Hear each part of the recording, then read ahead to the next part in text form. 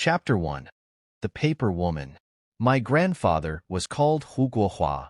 The Hu family, to which he belonged, was a renowned landlord within a radius of 10 to 20 kilometers. At their prime, they bought over 40 contiguous mansions in 3 alleys in the city. Of them, some became officials, some traders, and among the donations, there were those who contributed to the granary and official transport agencies of the Qing dynasty. The saying goes, wealth doesn't pass 3 generations. This is really quite insightful. Even if a family has mountains of gold and silver, it cannot withstand the squandering of future generations. By the time it reached my grandfather's generation around the period of the Republic of China, the family wealth started dwindling. First, there was a division of property. Hu Guohua got a lot of assets which were enough for him to live comfortably without worries for a lifetime. Yet, he wasn't inclined to better himself. Of course, this was also related to the social environment of that time. Initially, he was addicted to gambling, and later he picked up opium smoking, which led him to squander all his wealth. In his youth, Hu Guohua was a man involved in all notorious vices, including eating, drinking, whoring, gambling, and drug-taking. Eventually, he became so poor that he didn't even have a penny to his name. Once you develop a drug addiction, the craving becomes unbearable. But, without money, who will allow you to smoke?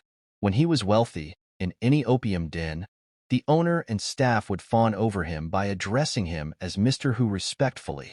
However, once you're penniless, they treat you like a stinking beggar and drive you away impatiently. When a person is driven to extreme poverty, concepts of honor and morality cease to matter. Hu Guohua came up with a plan to cheat his uncle for some money. His uncle knew that he was a spendthrift and opium addict, hence he didn't usually give him a cent. But this time, Hu Guohua lied to his uncle by saying he was going to get married and needed money, to which his uncle was overwhelmed and touched. If this disgraceful nephew finally does something decent and marries a virtuous wife to guide him, maybe in the future, he could turn over a new leaf. So, he gave him 20 taels and advised him to marry and lead a good life, and above all, to stay away from opium. In a few days, when he had time, he would personally go to see his niece-in-law. Hu Guohua, who always had devious ideas, found a craftsman from his village who made papier-mâché dolls and horses for the dead. The craftsman was very skilled and could make any object realistic with his hands. As per Hu Guohua's request, he created a paper woman out of white paper and painted eyes, a nose, clothes, and hair on it with watercolor. From a distance, well, it looked just like a real woman. Hu Guohua carried the paper woman home, placed her on the bed in his room, and covered her with a quilt, thinking pleasingly. When his uncle comes after a few days, he would excuse his wife for being sick and lying in bed, unable to entertain visitors. He only needed to take a glance from afar. Happy with his clever scheme, he couldn't help but hum a tune and slipped into the city to smoke opium.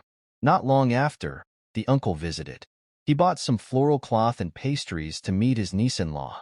Hu Guohua deferred as per his planned excuse that his wife was not feeling well and couldn't meet visitors. He asked his uncle to just take a peek from the doorway before lowering the curtain. When Hu Guohua continued denying his uncle the opportunity to meet his supposed wife, it only increased his uncle's suspicion, leading to an argument. At that moment, a woman emerged from the room, clean and fair, with a large face, big buttocks, and small feet. Startled, Hu Guohua realized that this was the paper woman from before. How did it come to life? The woman bowed and apologized for not greeting him due to poor health. She surprisingly said she felt much better now, and insisted on preparing a meal for the uncle. At her reassurance, his uncle brimmed with joy. He saw a virtuous wife with a face guaranteeing prosperity to her husband, and he was sure his late sister would be pleased. With elation, he gave Hu Guohua another 10 taels of silver. Confused and panicked, Hu Guohua didn't know whether to feel relieved or frightened. Days passed briskly, and night fell. The paper woman cooked a splendid meal. The uncle was delighted, but Hu Guohua was restless. Looking at the woman sitting across him, he felt as though he had swallowed a fly, finding it sickening. Her face was too pale, void of any color, and the rouge on her cheeks seemed painted on. His uncle, however, didn't notice anything odd. Having drunk himself into a stupor, Hu Guohua arranged for him to be sent home. Fear growing inside him, Hu Guohua opted to spend the night in the city's red light district. He gambled and spent all 10 taels of silver his uncle had just given him.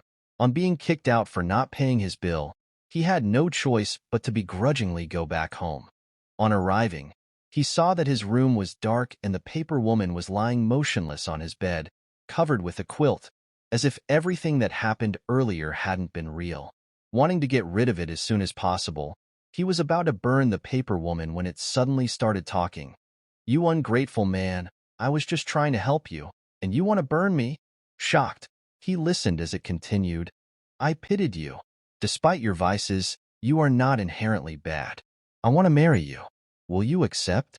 Stunned, Hu Guohua asked if it was a demon or a ghost, to which it replied, "Of course, I am a ghost, temporarily dwelling in this paper body. But you pitiful paupers shouldn't despise me. When alive, I was very rich, with enough gold and jewelry buried with me for you to live a decadent life. Haven't you heard? A rich ghost is 100 times stronger than a poor man?" Mention of money made Hu Guohua a little eager. He was utterly poor. He had pawned all his clothes, but he was not ready to risk his life in pursuit of wealth.